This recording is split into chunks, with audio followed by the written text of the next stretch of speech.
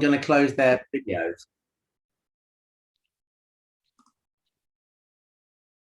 Say again. Is everyone going to close their videos so we can introduce?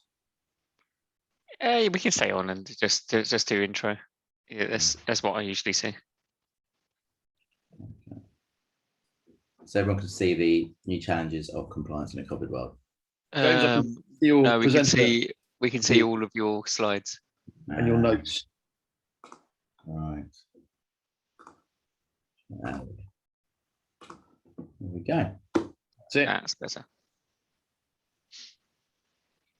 Now we can see. Right. Good morning, everyone. Welcome to the inaugural Supporttree webinar. I think we've chosen a really relevant subject today, the new challenges of compliance in the COVID world, and a bit more. We will be going into more detail, not just about compliance, but about just generally cybersecurity and how the world has changed as a result of the pandemic. There will be time at the end for some Q&A, and we've also got a bit of interaction where we're going to do a bit of a poll in one section, and also the opportunity to leave some feedback at the end and claim some freebies. So for me, we've got some really powerful content today, and we've got an even better panel. I'll be introducing the panel shortly. Really, the purpose of today is to share with you that, working remotely isn't something to be taken lightly, and that there are actually very viable, easy to input and action solutions available, all of which, Supporttree would be happy to help you with, along with our partners. I thought we could start this event or this webinar by talking about what happened over the last 18 months. It's rewinding quickly, just to remind us of what actually happened. Of course, in the end of 2019, there was beginning of 2020, sorry, there was a bit of a, I guess, hiatus that it was like, right, everyone work from home, you can't go into the office, and some organizations were prepared for that and some weren't. And of course, what it's meant is that move was, I guess, for want of a better word, done quite ad hoc. And of course, we've had the last 18 months to normalize ourselves and become accustomed to it. Of course, moving to the cloud has meant things like moving your data into remote infrastructure has become a lot more prevalent.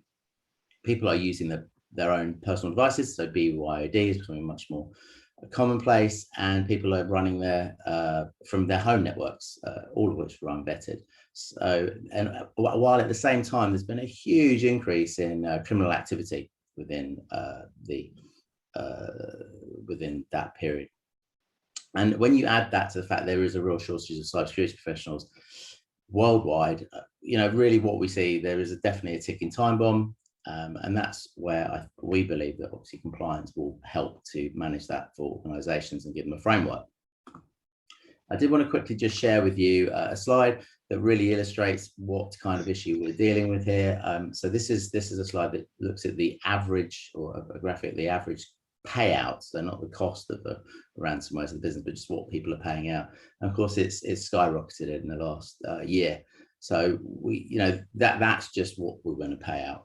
So let's just think, if we can avoid that by putting in compliance, it's really just from that perspective, it makes a lot of sense. So the agenda today is we're going to talk about cyber awareness, training, so forth. We're going to talk about making sure the cloud is backed up, so your SaaS product is backed up, how we can better manage our personal devices, keep them compliant, and finally, we're going to talk about unknown unknowns, I should say, and I will reveal more shortly. So without much ado, I'd love to introduce our very esteemed panel. Very happy to be able to introduce some great people that know a lot about the subject. So I'm going to firstly hand you over to Simon. If you wouldn't mind introducing yourself, Simon, your role, what you do, the company, what your company does, what it provides, and lastly, one thing that all companies should do to protect themselves from cyber threats. Thank you, James, and good morning, everyone. It's a pleasure to be with you. As it says on the screen there, my name's Simon Newman, and my role is head of cyber and business services with an organisation called Police Crime Prevention Initiatives. We're a police-owned organisation who focus very much on crime prevention, both in a physical and a digital environment. I guess for me, in terms of the one thing I would always say is about get the basics right. So for me, for businesses, that's doing things like getting password policies in place, two-factor authentication, making sure your organization backs up its data, and also focusing on education, training, and awareness. So getting the basics right is the key takeaway from me. Thanks, Simon. Next on our esteemed panel is one of our clients, actually, Graham. If you wouldn't mind just telling us a little bit about the role, what you do, the company and what it provides, and what we should all be doing to protect ourselves from cyber threats. A similar question set. Thanks, James. Morning, everyone. So I'm the group company secretary at insurance intermediary called Eaton Gates. So I also am head of governance, risk and compliance, and oversee the governance and manage the legal and regulatory risks of the firm. Eaton Gate acts, as I said, as an intermediary firm. We act more or less as a virtual insurer under delegated authority arrangements with insurers, and operate under sort of a substantial workflow transfer arrangement where our panel insurers provide us with the authority to obtain distribution solutions. And we act in our capacity as a wholesaler for commercial and personal insurance products and services. The one thing probably echoes what Simon was saying. The one thing that I find within a regulated firm that is a requirement is to have fully documented policies and procedures that you can manage cyber risks and threats, and to ensure that these are regularly reviewed and tested. Because if a cyber risk or event does materialize, you want to ensure that you've definitely have those documented policies in place, and that you have followed those procedures. Otherwise, the potential is that you're not going to be able to demonstrate sufficient systems and controls of your business. Thank you so much, Graham. Next, I'd like to for one of our vendors to tell us a little about themselves. This is Murray. You're on mute, Murray. Yeah, I know that. Good morning, everybody. Thanks, James. Glad everybody could take some time out today. And my name is Murray Moseri. I'm with Cloud Ally. I'm the partner account director. I work with our resellers, our channel partners, as well as some of our larger direct customers. Cloud Ally provides automated daily backup and recovery services for SaaS applications like Microsoft 365, Salesforce, Google, Box, Dropbox, number of services. I've been with the company, well, from the beginning, almost 10 years now.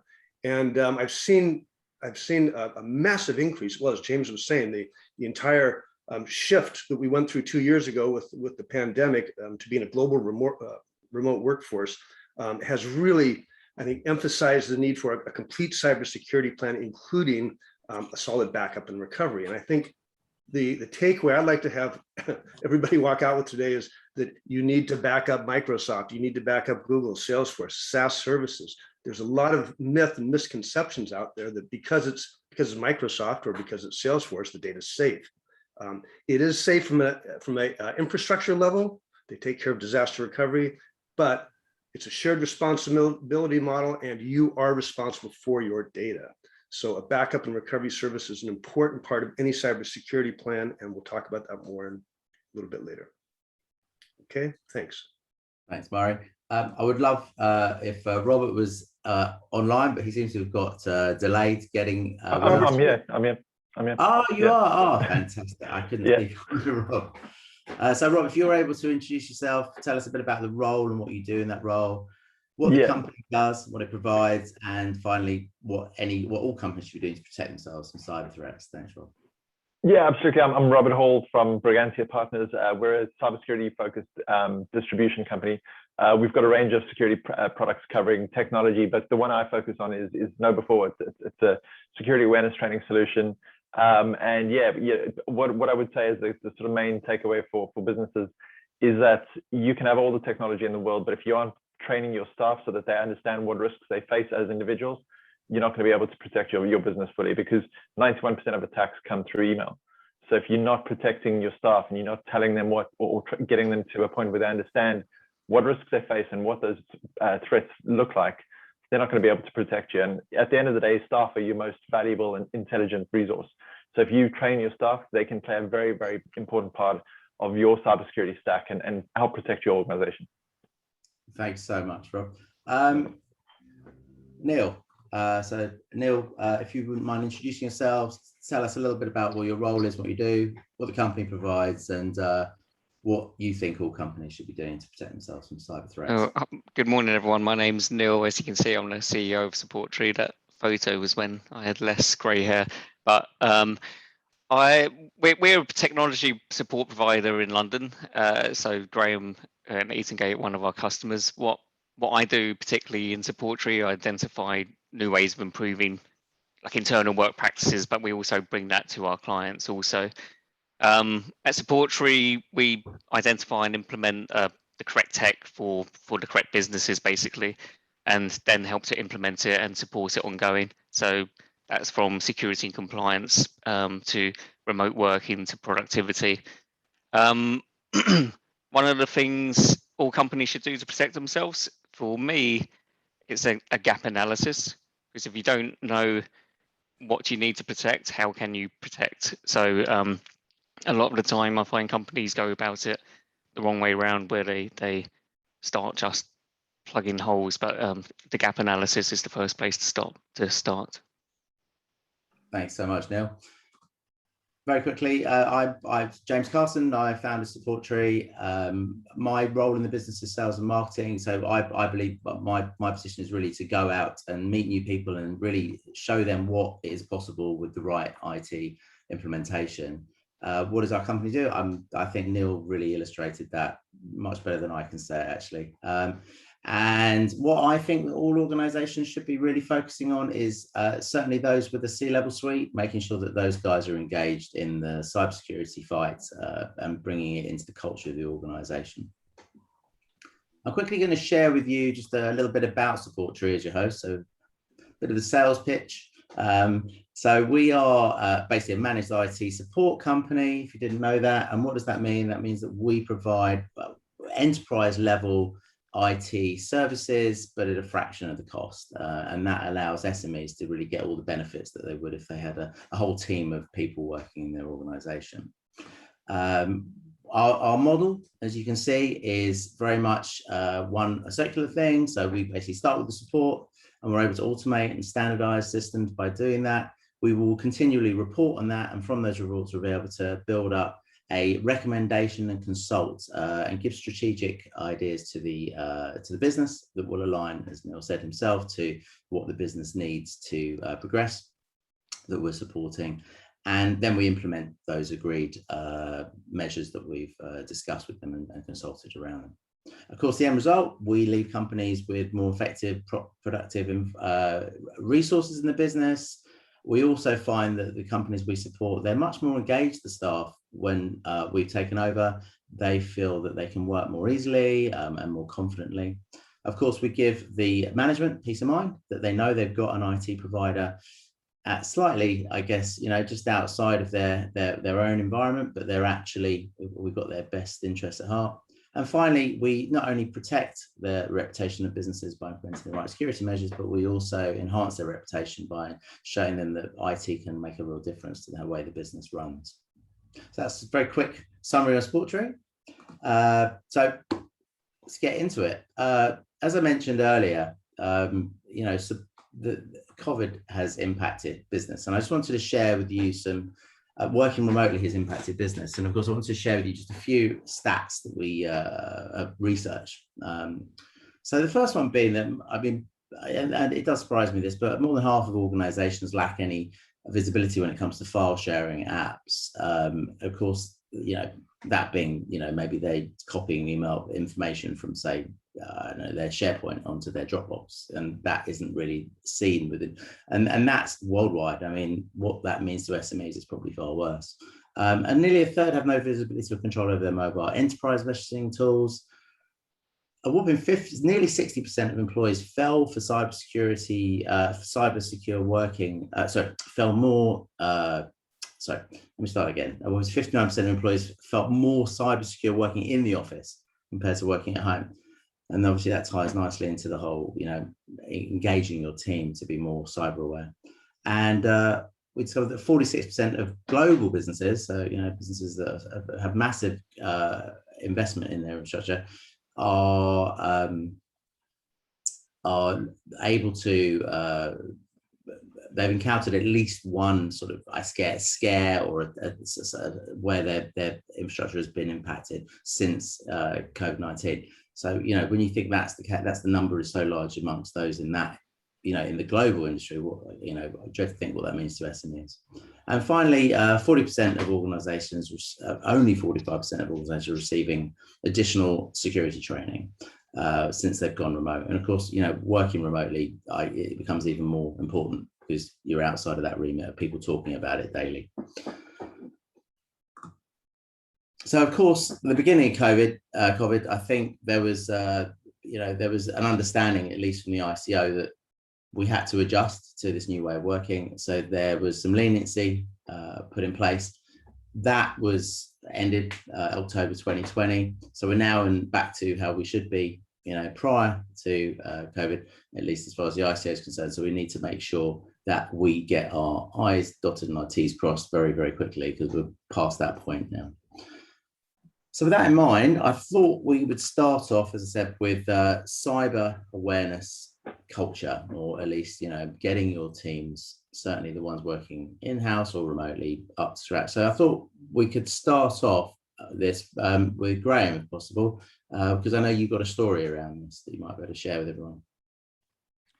Yeah, thanks, James. So I thought it might be useful from a regulated firm perspective just to outline, broadly speaking, the requirements on us to evidence a risk management and control framework within the business, but also talk about a cyber incident that we faced and felt, and it hit the bottom line for us, and share that with you, because I think it is a common occurrence.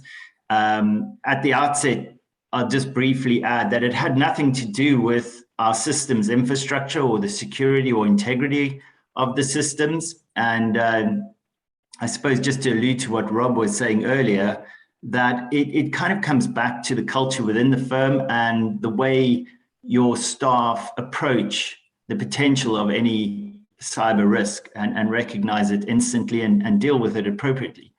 But just by way of some context, how this arose, on the slide, I just outlined pretty much the risk management framework that a lot of intermediary insurance firms operate under. Obviously, the regulator requires firms to have sufficient systems and controls in place. It comes back to what I was saying earlier about documenting an approach to risk management. What we do is, what we have done is identified various categories of risk across our business, and the particular one that obviously arose in this case related to operational risk, which we've highlighted which was around IT systems, security, and sort of infrastructure integrity. So within the category of operational risk, I've just indicated two of the relevant key risk categories, subcategories that we have, and that is IT systems and the business interruption, obviously. Now, what happened in our particular case was that we received, our treasury team received 6 online bank transfer requests that were made from a deceptive email domain. Somehow, one of our senior, our CEO's email domain was infiltrated or hacked, or somehow the cyber criminals were aware of certain payment procedures that were adopted, and the controls around it, in this case, weren't as tight as they should have been. And what happened is that payments were requested from the deceptive domain to be made to certain vendor third parties, and our treasury team lacked the sufficient resources and to some extent the knowledge and awareness to check the authenticity for those payment requests. And that led to approximately about £200,000 worth of payments being made to these bank accounts before being detected. The cyber criminals were quite crafty in a way, because somehow they knew that within our documented payments policy, or our treasury policy that we had in place, we had a minimum threshold of £50,000, which required dual sort of authorization processes. And so the first request for the payment came in well under that, and progressively became, got more and more. You wouldn't say it was greed, but I think they were almost trying to test that threshold. Ultimately, they exceeded the threshold because we got a payment request for about 89,000, which exceeded the 50,000 threshold, and our control stepped in place, and our treasury unit got a little bit suspicious about the size of that request and contacted telephonically the CEO just to ask if he was comfortable making that sort of transfer, at which time he confirmed that he knew nothing about the vendor nor the payment request. So that obviously led into the investigation, and he concluded that obviously these payments had been falsified, which in a long way then led us to critically assess our risk assessment insofar as, and also our control procedures around making these payment requests and strengthening them to some degree by lowering the threshold for payments,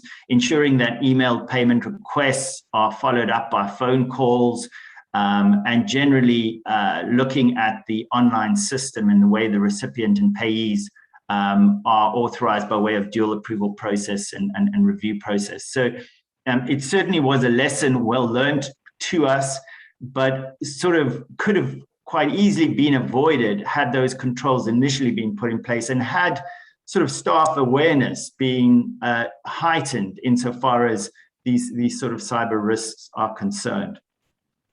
So just thought that might be a valuable sort of aspect of the business that people can pick up on, and just ensure that obviously the staff awareness is there and that the appropriate controls and procedures are put in place. Graham, as a client of ours, how do you find, so obviously you're now using KnowBe4 to keep your teams, and obviously your team has grown substantially since those days. How do you think it's helped your organization by running that software, running that application? Sorry. Yeah, I think, obviously Rob's going to talk a little bit more about the proposition that he has, but I think since we've rolled out the training through KnowBe4, through Supporttree, I think the staff awareness and just the vigilance that staff now have is increased tremendously. I think the concept, the training delivery and the concept that KnowBe4 does, it's short, it's punchy, it's relevant, it's slightly amusing, and so it captures your attention, but the message behind the training is key, and it's fundamental, and it goes into the day-to-day practices and procedures that firms like us are involved in and need to be aware of to manage and mitigate these sorts of cyber risks. So I think the training platform is excellent. We often, in a regulated firm, have to bang the drum of training and ensure that staff go through their compliance training, and often I'm the one that is beating people up to really pick up that training and ensure that it's completed. And I think the way the KnowBe4 training is rolled out, it sort of facilitates that process, and it allows staff to more readily pick up the training, without too much onerous and additional effort, and if that's the way you roll out the training, I think staff are quite receptive to that. Yeah. Thanks, Graham. That was really helpful. Simon, I know that you had some experience with some simulated attacks and some stats that you wanted to share. Yeah, thank you, James. I think some really good points that were made by Graham there and Rob earlier as well, also talking about phishing. Yeah, I mean, I'll talk about the exercise that we carried out in our organisation just a couple of weeks ago. But just on this slide, as you can see there, I think some important things just to highlight perhaps some of the scale of what we're seeing at the moment. Now, a lot of this comes from the government's cyber breaches survey, which some of you may well be familiar with. It's a poll and a report that's carried out annually by the Department for Digital Culture, Media and Sport and Ipsos Mori. And I think there's some interesting things here that for me really just highlight some of the challenges we have around the culture. So, we recognise probably up to half of organisations have at least one cyber breach or attack in a 12-month period, which is a pretty significant figure and is growing at an alarming rate, and it's affecting organisations of all sizes. So large organisations, small organisations, even those micro businesses aren't able to escape the volume of attacks that we're seeing. Phishing is still very much the #1 source of attack, particularly as we saw through the COVID-19 pandemic. Lots of criminals utilising some of the anxiety, the uncertainty, the sudden shift to home working as a way of preying on people's nervousness, and being very effective in many cases with some of those attacks that we saw. Perhaps the big worrying thing for me in there is that third bullet point, is that when an organisation does fall victim to a cyber attack or breach, 1/3 of them don't do anything about it. So they don't take any action. They don't carry out any form of training, and they don't do any sort of education awareness or put in any technical measures to try and stop them becoming victim again. And I think that's unforgivable. If you've had a really big wake-up call, you've been a victim in the first place, then really that should give a strong indication to do something about it as well. And as we said, I think on that bottom there, James, you described in your introductory piece there, and I thought some really interesting stats you mentioned about, people working from home feel less safe and more at risk of a cyber attack, probably because they may well be using their own devices, their own systems. They don't have the technical support around them. And I think that's a really interesting thing now, because we're starting to see, of course, as the impact of the pandemic starting to reduce, there are still a high number of people who continue to work from home and will continue to work from home in the future, as we perhaps have more of a blended approach to the work-life balance. James, we just want to go on to the next slide, and I'll just share with you the exercise that we did within our organisation. So we have an organisation around about 45 staff, and we carry out reasonably regular exercises to test their security knowledge and experience. Now, bear in mind, security, we're policing, that's our job. We thought that we would run something along these lines. So just as a way of background, one of my colleagues in my team sent out an email to all staff, and we have an appraisal system which we call Clear Review. So we thought we'd use that, and it's a good way of providing feedback to members of staff. And in the exercise that we did, we changed the name slightly. We called it Clean Review. We were hoping that some people might spot that and see straight away, aha, this looks a little bit suspicious, and perhaps not clipping it. But we were staggered.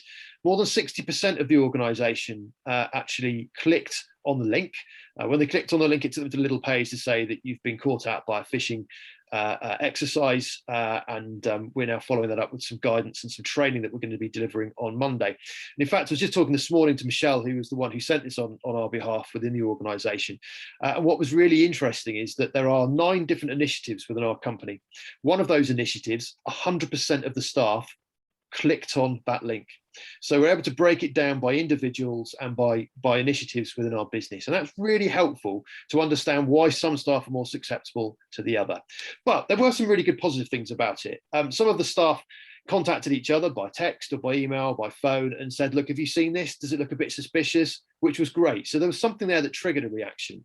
Some of them contacted our outsourced technology provider, which was great. We briefed them beforehand that this is exactly what we were going to do. So they were aware of that. We were really encouraged.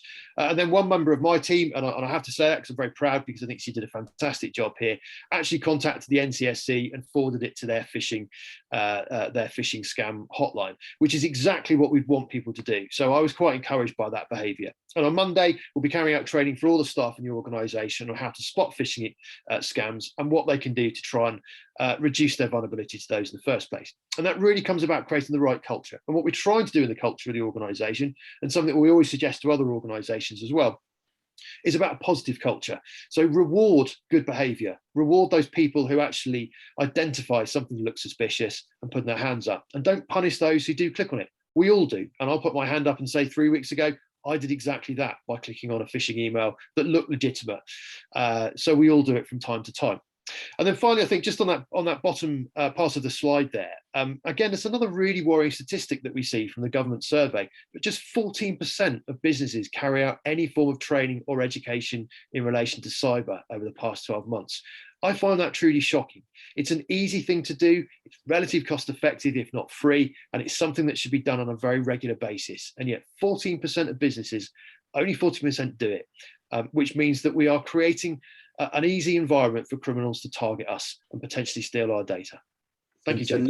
So 90% of businesses use, 90% of criminals use phishing as an attack method, and only 14% of companies are actually protecting that method from being attacked. And they're probably spending a lot of money on other services that are not going to be as effective. It's that 80-20 rule you just think of when you say stuff like that. And I think this is the point, isn't it? That there is a lot of investment in perhaps, cyber technology and defense mechanisms, but actually it's about going back to the point I made at the very beginning. It's getting the basics right, keeping your staff educated, trained, make them aware. They can be your strongest asset. And I think that's a really important point to make. By the way, guys, I did forget to mention for those that are joined us in the webinar that there is a Q&A section that you can, any questions that you've got throughout this, and we will come to those at the end and go through them. Olivia will be able to read them out and hopefully we'll be able to answer them. Anyway, I know, Rob, you're going to tell us a little bit about the actual solution that we sell to our customers. Yeah. Okay, so I mean, I think in simple terms, what KnowBe4 does is it builds a human firewall in every organization. And the main reason why they do that is because, as we all know, technology is only going to be so effective at protecting people. As a distributor, we sell various different solutions covering email security, firewalls, all of that kind of thing. And the common thread is that nothing is 100% effective. So you need to train staff, because without staff being trained, as you've highlighted several times on this call already, the fact is that people feel more safe when they're at work because they think they've got a firewall, they've got email security, they've got endpoint security, they've got all these technologies that protect them. But the reality is that what happens is they get an email and it goes through all of those systems, no problem, it doesn't get blocked. Might be a request for payment, there's no attachment, there's no link in that email. So how is technology going to detect that as being malicious in any way? It can't do it. So by training staff to be able to look at that and say, actually, this is a request for payment, that email address that was highlighted was slightly different to what it should be. So we're actually going to, I'm going to look at this in a bit more detail and maybe contact that person and say, are you really requesting this payment? Or is it just a scam? Or is it just a sort of hoax email? So by training staff so that they can identify those things and they know what to look at in every single email, you turn them into your human firewall. Because at the end of the day, people are the one part of every business that use applications, devices, and networks. And when they click on the wrong thing, that can cause a major issue for the whole organization. So it's vital to create that human firewall and turn your traditional weakest link into your strongest link. And then if you go on to the next slide, KnowBe4 is it's a very comprehensive product, and there's a hell of a lot to it. But in the most simplest form, it is a phishing solution which does phishing tests. It's got over 11,000 different phishing tests that can be sent out to users so that you can test them to see whether they click on Microsoft emails or banking emails or accounting emails, whether they open attachments and all of those kinds of things. So you've got that phishing side of things, so you can test whether people click on those things and make those mistakes. And then you can train staff as well. So there's point of failure training.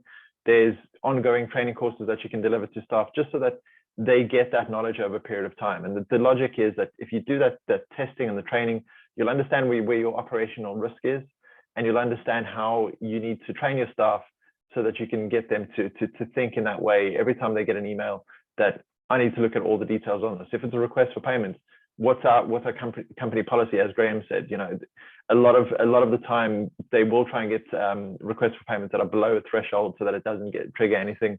But you know, everybody gets greedy every now and then, and you've got to have those things in place. But it's simple things that KnowBe4 gets across to users, so that whenever they get those emails, they're looking at the right things. They're looking at the finer details within those emails to see if they are malicious. Because as I said earlier, humans are or staff are your most valuable and most intelligent resource. So it makes a lot of sense to use them as a key part of your security stack, because when you do, you increase the level of security massively across the organization. That's in simple terms. There's a lot of other things that KnowBe4 does. But yeah, so it's time is obviously limited, and I could be here for an hour, and James knows that for a fact. But yeah, that's everything from my side. Thanks. Just to add to that, James, so we obviously we use KnowBe4 internally at Supporttree, and we have for a good few years. I can't remember how long, and it's progressed since we first took it on, and the videos are now. When you say training, just like to explain that we use it's 5-minute long videos, is it, James? Yeah. Like every Monday we have a 5-minute video that drops in. You watch that and you have a couple of questions usually, and they're short, sweet, sometimes very funny, sometimes relatively funny, but they're quite entertaining, and it's like low touch, repetitive training is the key to it, I think. So it's really helped us internally and with our customers as well. Well, I mean, we've firsthand seen people talking about it in the business, and that is a sure sign that it's starting to impact in the culture, which is what you want. So, and that's really a bit of Neil and a bit of that. So, by the way, for everyone who's watching, we actually have got a free offer on that. If you want to claim your free offer, we're going to have a feedback form at the end, so you'll be able to claim that, so that you can get some a proof of concept of it. So moving on, we talked earlier about moving to the cloud, and of course, over the last year, 2020, there was a 24% growth in moving to the cloud. And of course, we all scrabbled to move out to our homes, and of course, some people's setups, some company setups were not allowing it for easy access to their data. So they had to move their data from their on-premise systems out to an infrastructure that was much more accessible from anywhere in anywhere in the world, basically. But with that comes some other things, which is you had your server in your office, and then you didn't. But when you did have it, you always had a backup, right? Whether it was a tech backup a long time ago, or maybe it was a local hard drive, or maybe you were actually backing it up to the cloud. And then for some reason, I think people maybe just forgot about it. Certainly, we've seen it amongst people that I've spoken to. They just don't have backup of their SaaS and their cloud products. So to really illustrate that point about how important it is, the fact is the likes of Salesforce, the likes of Microsoft, the likes of Google, they all have in their T's and C's. And I know Murray will talk more about this later. Very clearly, you need to employ a third-party backup system. And if it wasn't just for that, from the compliance perspective, it just to allow you to implement archiving, which a 90-day backup's never going to allow you to do. So I know Murray's got a couple of slides he'd like to talk through. I'm going to just hand you over to Murray now. Okay, thanks, James. Actually, you made me. I remember when we went into lockdown. In fact, I think it was the first day of lockdown. My neighbor works at Kew Gardens. Okay, I'm an American, everybody, but actually based in sunny Twickenham, in England. And so we went into lockdown. My neighbor was actually working from home at Kew Gardens, and so lucky one wasn't furloughed. The next first day of lockdown, I see him hop on his bike, and blazing out of here. And I go, Philip, where are you going? He goes, I have to go back to work. None of the files were available remotely, right? So they'd sent their employees home like we all did, and everything was server based in the office. And it was just, it was a perfect illustration, day one of lockdown, that people aren't ready for this, and large organizations. So SaaS backup service. So what we're talking about now, we've been kind of talking about the front end and protection and training and identifying these threats.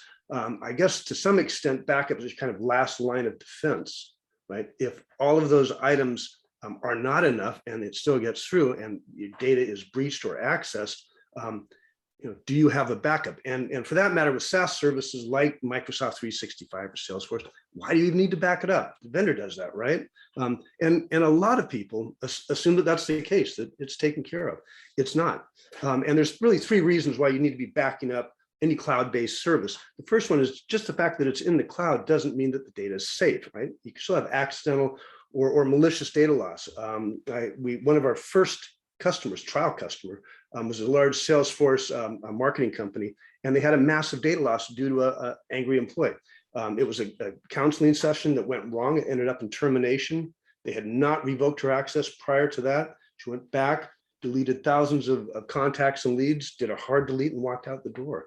So, it can happen quickly and unexpectedly, and there's nothing within that service that allowed them to recover those records since a hard delete was performed.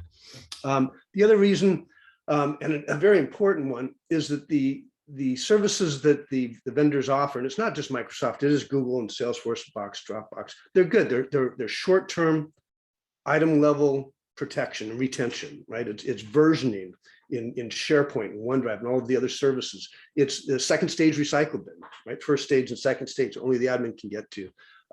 It's Exchange Online Archive, litigation holds in some cases, but none of those are point in time backup and recovery, right? It's short term, it's 30 to 90 days. And if you look at this point on the slide about IBM study, and I think there have been other studies too, the average duration to detect a breach is over 6 months. And we're talking 200 days in some cases. So a 90-day, archival or recycle bin, even versioning, doesn't give you the ability to go back 6-7 months a year and recover a mailbox, a site collection, a document library in any way. It's just not possible in that case. And the vendors, as James was saying, they do tell you that. Microsoft, I think it's number 6 in their terms of service. And it's very straightforward. It says you are responsible for your data, and we recommend that you back it up on a regular basis using a third-party backup service. Salesforce has the same kind of point, and so does Google. It's consistent across the SaaS industry, and they build this all on a shared responsibility model. What they say as a vendor, and it rightly so, is that they are responsible for the infrastructure. They take care of disaster recovery. If an earthquake strikes, if anything strikes, for that matter, they can recover because of the replication and failover built into their systems. Okay, what they can't guarantee is that if you had an angry employee or a hack 6 months ago, that you can get that data back. Okay, and they make that clear, again, as we said in their terms of service and in their documentation. Okay, and then on to the next slide, James. Just want to talk about really the benefits of backing up SaaS. It's really 3 points. I mentioned that the providers are actually responsible for disaster recovery. So what are we? We're business continuity. It's really what it's all about. We want to make sure that if there's a data loss, whether it's accidental or malicious, you can recover that data without impacting your business operations, or your customers can recover without impacting their operations. Also minimizing legal risk. There's features in our system where you could actually export all deleted items for the life of the mailbox. I've seen customers use that when they're going into court litigation over, let's say, a fraudulent activity of an employee. We can, by having a backup system with that data in immutable storage that can't be altered, they can present that as evidence that there was communication with an employee to somebody else about a specific action. And then the last one is the regulatory compliance. Now, it's funny, I think a lot of times when we're thinking about GDPR and the UK Data Protection Act, GDPR, I'm not sure how to say that anymore, but we think of right to erasure and getting rid of the data, right? You can't keep it too long. You have to get rid of it if they ask. But there's also very specific requirements, Article 32 and the principles of GDPR, the integrity and compliance, that say you have to have those measures in place to protect that data from accidental or malicious loss. So there's I think abundant evidence that you need to back up the data, although there's still a lot of confusion in the industry believing that the providers do back it up for you, which is not the case. Okay. And Thanks, that's Murray. what I wanted to cover. Yeah, I know we've got some other people to get through. So Can I just add to that? My experience, I think I told you the other day, Murray, when was it this Christmas? Hard to tell with COVID, but I think it was last Christmas. My mailbox on Office 365 became corrupted, and I've like, I don't know, 20 or 30, 40 gigabyte mailbox. Microsoft were trying to fix it for a few days, and then they said you have to back up and restore your data, which if I did it as Microsoft was saying was going to literally take like a week and just be a nightmare. But using the Office 365 backup cloud tool, we just created a new mailbox and restored easily. It's like took 5 minutes. The mailbox of course took a couple of days to download, but so simple. So it really shows me the power of the software. Yeah, it's a good point. And, we talked a lot about what's nefarious activity, I guess, in this call, right? Bad guys out to get you. But you know what? I've done the same thing. I was syncing my phone and deleted my mail instead of wiping the phone. And all of a sudden, I started literally seeing the mails being deleted out of my mailbox. So yeah, we do it. We do it sometimes out of, of ignorance. In my case, but it does happen, or accidental, corruption of the data that has to be recovered. So good point. Well, even sometimes when it's just syncing, between Apple and Android can create multiple contacts. There's lots. 6,000 contacts all of a sudden. Wait a minute. Yeah. I know that you, Murray, you've got an offer as well, haven't you? So that we can give away. Is it a month trial for the software? I seem to remember something like that. I'm not sure actually. That sounds reasonable. It might have been probably has the details, but. I'm discussing with, I think it might have been with Olivia. So yeah, there's the opportunity for everyone to claim that as well. So you can see it firsthand, even if you just wanted to back up your Dropbox to see how intuitive and easy it is to use, because it really is a very, very good service for giving you peace of mind. So moving swiftly on, challenge number 3. I want to talk about personal devices, that being maybe iPads, your home computer, your phones. But the ones that you bought, not the ones your company bought. And to start us off, I'd like to just do a poll.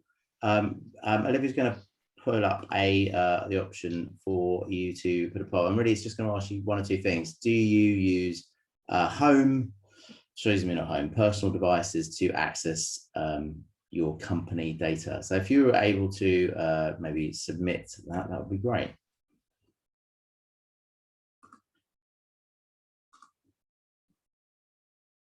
Apparently the host can't participate. That's a shame.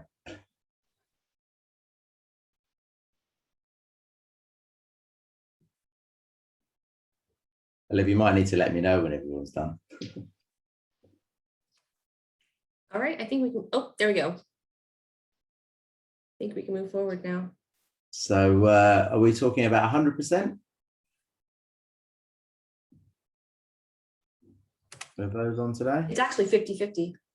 Is it? Wow, gosh, Yeah. that's that's good. I'm glad to hear that. I mean, when you read up on this, the estimated number is about 70% or just under 70% when you research this of the number of devices that the percentage of devices used that belong to the person. Now, of those, how many are actually leveraging sort of the ability to manage those devices with a tool? That those figures are not that easily available.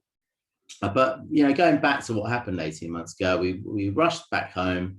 I had a great, lovely story about the neighbour, Murray, with having to go and get his computer from home, or from the work, that because actually a lot of people just weren't able to, and of course people were working in any way they could, particularly in SMEs. So getting copying data to USB, bringing it home, working on their local machine. It was emergency circumstances, and of course, it led to people using home systems and then continuing to use home systems, all of which, from what we've seen, unvetted. So therefore, leaving people much more vulnerable, and organisations much more vulnerable. And of course, having 2 devices, it could be more than 2, couldn't it? It could be like you've got, multiple devices. You have your own home computer and a company laptop. You've got your own phone and a company phone, and maybe even possibly you've got some kind of iPad or something to do for presentations, and then you've got your own, you know, talking about not being green. You know, I know this sounds like this isn't the conversation for that, but you know, we want to try and be more aware of these things. And of course, it's not convenient. And actually, the reality is if we do use mobile devices and they do belong to the individual, it can save the money, save the company money, the organizational money. Of course, the unintentional consequences of all of this, according to the NCSC, I'm quoting straight out of the NCSC, so Simon will be very happy, is that we've had easier user-initiated deliberate data loss, so i.e. copying data from work apps to personal. So if you are using SharePoint and maybe your personal stuff is Dropbox, you can do that without management on these mobile devices. There's obviously a higher level of potential for data loss. The one that I was thinking, and not often thought of immediately, but if you've got your backup into iCloud and your phone has some company data on it, i.e. email or contacts, you're backing that up. Now, when you leave the company 6 months later, you still have that backup. So, you know, there is no control of that. And I think if there was ever a reason just to make sure you have mobile device management in place, that would be it for me. Malicious exploitation of devices as a result of weak security configurations. So, you know, there might not be encryption on that device is a great example of that. And of course, there's the high likelihood of unsupported out of date devices being used, which would lead to the exploitation of those known security vulnerabilities within, you know, a Windows 7 machine, for example, Windows 7 Home even, God forbid. And then finally, one of the last ones that I was reading up on the NCSC is about the malicious exploitation of devices remain undetected due to lack of monitoring. So you could further spread any malware because that device isn't being checked. There's no way that anyone's been reported, and you end up having one device that affects a whole organization. So on that bombshell, I'd like to hand over to Simon, who's got some more stats and figures that will hopefully make you you know, realize this is a really integral point of this webinar actually.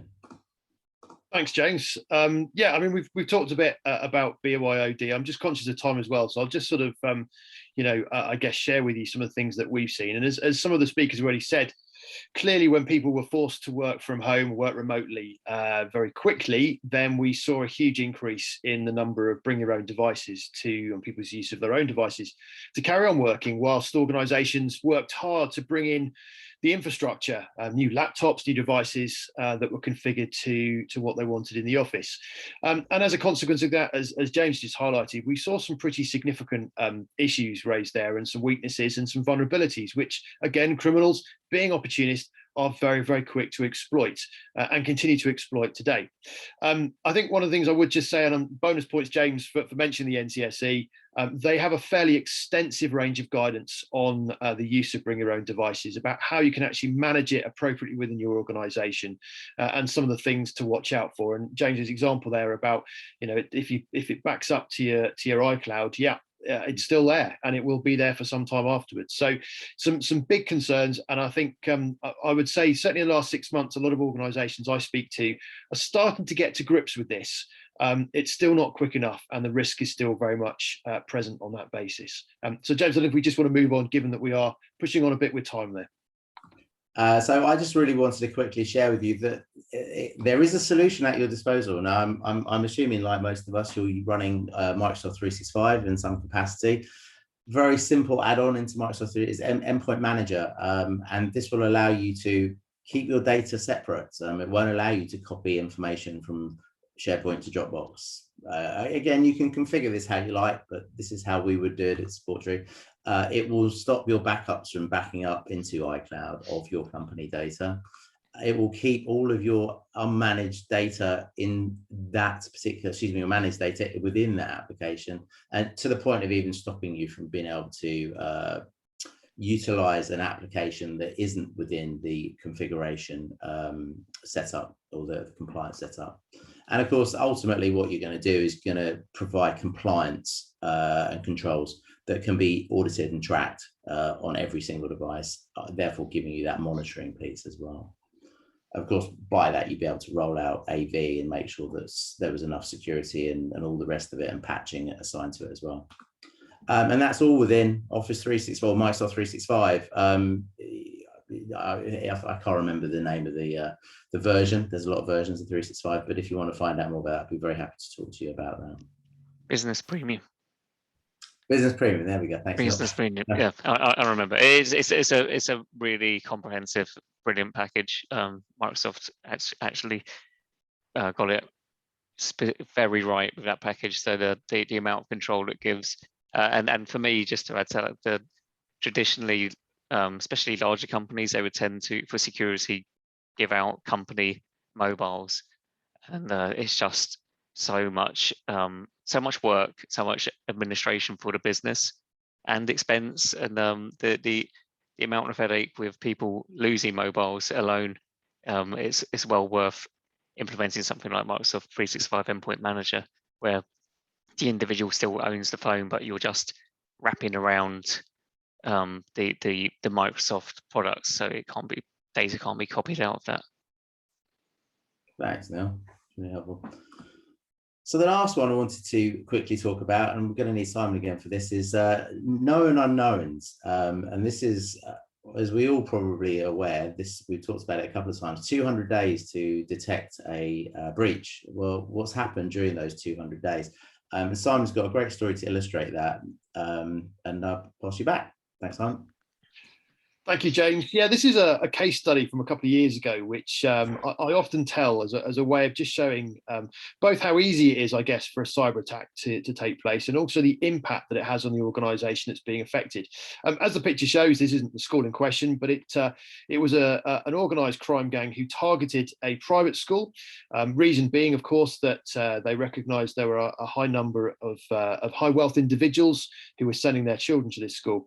Very simply, what the gang did is that they sent an email, a Word document to the admissions email address, and within that Word document, they'd hidden a malicious piece of software in there, which once was opened, gave the criminals access and control of the school's systems and their files. Once the criminals were in, they went to find the files which related to new students. What they recognised and thought was that new parents were going to be reasonably unfamiliar with the school processes, and so they were going to play on their sort of a lack of knowledge around how the school worked and the systems, etc. So what they then did is they used the school email system. They contacted those parents and said that if those parents were to pay their fees now, they would receive a 10% discount, and provided details of the bank account, which was supposedly from the school. Many of the parents took up the offer. Again, the school email was official. It came from the school account, so it didn't appear suspicious because it was sent as if it was from the administration department themselves. And parents at the time handed over somewhere in the region around about £170,000 to the criminals. The incident wasn't recovered or discovered until a couple of days later, when there was an event where parents and governors and others got together, and one of the students' parents happened to be talking to the school and said, "Look, it was very kind of you to offer this discount because it's obviously very expensive." The school at that stage realised they'd had an issue, that they'd been compromised.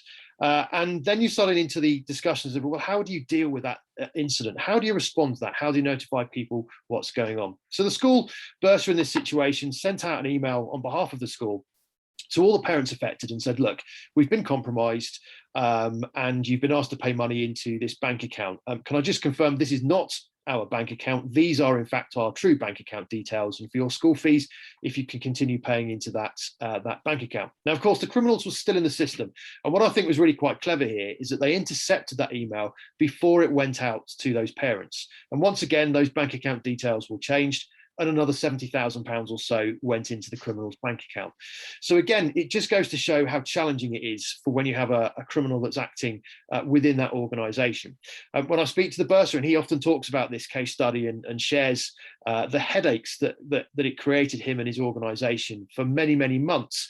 He talks about the disruption, he talks about the pain, he talks about the difficulty in having those conversations with families, and there's obviously then liaising with police, with insurers, with the banks, and so on, and says that it took about 9 months before they fully resolved the situation in hand. So that was something relatively simple. arguably could have been easily resolved by having some technology in place, but caused a huge amount of pain, both for the families in question and the teaching staff as well. And it's just an example to show how easy it is to fall foul to some of those quite clever and opportunist attacks that cyber criminals are using. Thanks, Simon. You also tell us about this double extortion ransomware that's sort of growing. Yeah, again, very briefly, ransomware, we know, and some of the speakers today have talked about this as being something that's beginning to become more commonplace in the UK. We've seen perhaps in the US and other countries, it's now featuring more prominently, and inevitably we ultimately catch the cold at some point. Double extortion ransomware is a really interesting technique that's being used by criminals. So if we know in the past what's happened is that once a criminal is in a system and they encrypt a piece of data, they will then say to the victim, unless you pay us X amount of money, typically through a cryptocurrency, we will scrub your data and you'll lose whatever you've had. Now, obviously, those organizations and their incident response plans have built in recovery. They've built in some technology that hopefully allows them to unencrypt that data, or they've also backed up their data as well, so that if they do have some of it encrypted, they're able to restore it or get it back from a previous save point. What double extortion means really is that the criminals are saying, it doesn't matter if you unencrypt your data because we're still going to publish it. So even if you have a technical solution that allows you to get your data back, or you're able to get it through being backed up, the criminals will still publish it. And so you ultimately have no option but to pay the ransom. And that's a really difficult thing and puts businesses in a very difficult position in terms of what they do. And there's actually some work going on in the government at the moment. There's a National Security Council meeting taking place next month. And one of the discussions is, how does the UK respond to the growing threat of ransomware? What's the right approach to take from a government perspective and also from an organization's perspective, and what levers are available to tackle it? So just something to alert you to that's becoming a growing trend. As we said, we're seeing 16 known ransomware groups now who are utilizing this approach. That's gone up from 1 in the past 12 months, and we expect it to increase over the next year. Some frightening stats there, Simon. I mean, I think it was very good to sort of bring that up as a result of what Neil's going to share with you about this solution that is one way to approach knowing, because it's the knowing that's the problem, isn't it? If you knew the day a breach happened, then you could lock it out and stop it. But if you're on your system for that long, you know, they're going to have the chance to double extortion you, aren't they? So I'm going to pass over to you, Neil. Tell us a little bit about the SOC service. Yeah, so, well, first of all, I should explain what a SOC service is. So the SOC is a Security Operations Center. So traditionally, companies have relied on prevention alone, so hoping that firewalls and antivirus are stopping people getting into the network. And but who was it saying? Was it Murray? You were talking about the 200+ days of the average dwell time, so the lurking time that I called it, where they're just lurking around on the system and hoovering up information. Adding to that, I remember having a conversation with one of our customers many years ago. It's like 10, 12 years ago. They were a recruitment company, and I think at the time their email was hacked. Someone got hold of a password, got into their email, and he was saying to me, surely you guys have got software that detects these things. And I was just like, well, no, actually, because that's the amount of money that costs and the amount of skills that it takes to get it up and running. Most SMBs just can't afford it. And it was just no SMBs had it back in those days. Even just large corporations were barely doing it. Thankfully, things have moved on. So where we are now is there's multiple security operations center services, and what they do basically is the monitoring behavior and looking for any malicious or suspicious activity. Now, in particular, the one that we've got a screenshot for there is called Rocket Cyber, and that pulls log files from lots of different services. So on there we have you have an agent on the PCs. It's monitoring the antivirus, event logs, firewall logs, Office 365 services, and it's pulling all of that information into one system, and through artificial intelligence and also a back end of people in the security operations center, because at the end of the day, you still need people to be running this in the background. It pulls together the logs and identifies where it answers three crucial questions, basically. What systems are breached or being breached? How did it happen? And who did it? And that gives you, you were talking about known unknown. So in the past, it was unknown unknowns. We didn't know that people would be on your system. The only time you'd find out about it is when the email goes out, like Simon was talking about, or you get ransomware. These days, with these systems in place, you're looking for the actions, the malicious and suspicious activity. It flags it. It goes to the SOC, who then raise a ticket with someone like us, like Supporttree. We lock down that system so it can't talk to other systems on the network, and basically raise it with the customer and go about fixing it. So in the past, these services were, like I said, were ridiculously expensive. And that's 10 years ago. Even 2 years ago, they were really expensive. They're now getting to the point where it makes sense it makes a lot more sense to have it than to not have it. So, it helps us to know our unknowns, basically. So we have known knowns now. Like we have known knowns, yeah. So it's otherwise it's a bit of a wish and a prayer, isn't it? Like putting up barriers, putting up the firewall, putting up stuff that's trying to stop people coming in. That's great. Still need to do it. But if someone's there, as someone that's in IT, it's always bothered me. You're just like, I wonder how do we know? Like with the limited expense, the limited budget that IT departments have always had, even when I worked for, like a larger businesses, but still didn't have the budget to put these sort of things in place. It's just you're waiting for a disaster instead of seeking it out to prevent it happening. So now you get these services, particularly this service, which pulls together so many different what would you call it? The threat. It's the, how would I put it? The surface area. So the surface area keeps growing, doesn't it? As we move to the cloud. So traditionally, you'd just be focusing on that firewall at the front of your business. Surface area of the data has expanded so much that you need to have something like this that's monitoring all of these different services, looking for that suspicious activity. Thanks, Neil. Yeah, completely agree. It's that's the big point, isn't it? Of us moving to the cloud, moving to working remotely. So many systems that we just aren't familiar with, and dragging in information from all of them so that we know what is going on. It's a proactive. Well, it's made the benefit, of course, is it's made increased productivity. Everyone can work easier. However, if you're not using something like the Microsoft 365 Endpoint Manager and something like this, the data's out there and you can't really control it, and you don't really know for sure what's happening until you start implementing these to lock it down, first of all, and then to monitor what's actually happening.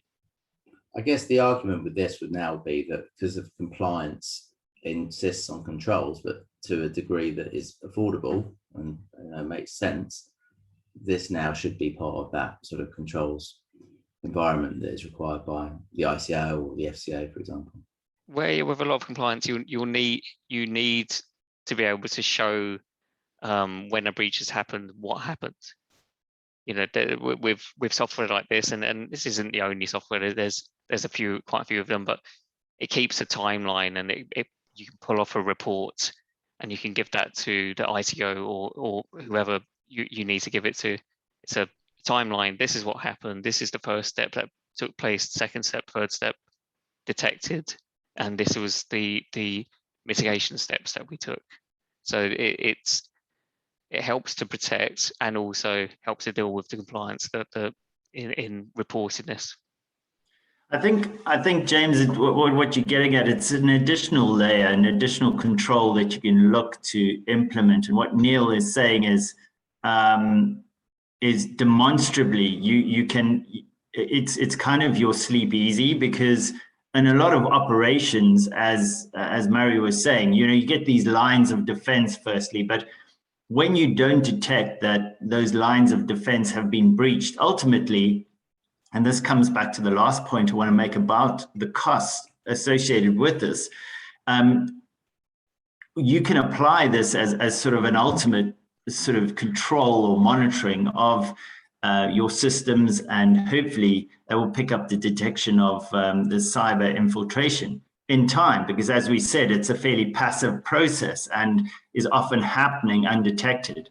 But the around the cost aspect, for example, we as a regulated firm have cyber insurance, and we would go out to the market and procure the cyber insurance. Now, any cyber insurer looks at our organization and will assess the cyber risks and the cyber controls that we already have in place. And your premium that you pay, or the cost for that insurance, will obviously vary depending on how well controlled your business is. Now, if you can demonstrate to your insurer that we use this sort of system and that we have an active monitoring process in place whereby these sorts of risks and threats will be picked up, then that's going to obviously reduce the cost of that insurance that you need to put in place. And so ultimately, whilst you are paying for this system, indirectly you might be saving on reduced premiums at the back end. That's great. It's very helpful. Unfortunately, we don't have a freebie on this one, but obviously Neil or I would be very happy to take a call if you wanted to find out more. Yeah, we can do a demo of it. Yeah, we can do a demo. So that draws us to the Q&A session. Olivia, I don't know if you had any questions during the... I haven't had any come through at this point. Okay. Well, while we're on the sort of interactive piece, anyone that's been watching that, I'd be really appreciative if we could, there'll be a form sent out at the end. Is that right, Olivia? A link to a form. Yeah, it'll automatically pop up in a separate browser. Yeah, it'll pop up at the end, and there's just 5 or 6 questions on there, and also the ability to claim any of those freebies that we've been talking about in this this webinar. Well, if I have any questions, I'd just like to firstly thank the panel. I'd like to thank Simon and Graham, Robert, Murray and Neil for helping us to put together a really positive and interesting look at compliance in the new world, and appreciate your help in supporting us deliver a very thorough look into this world. Thanks, James. Thank you very much. Thanks, everyone. Thanks for organising. Take care. Thanks, guys.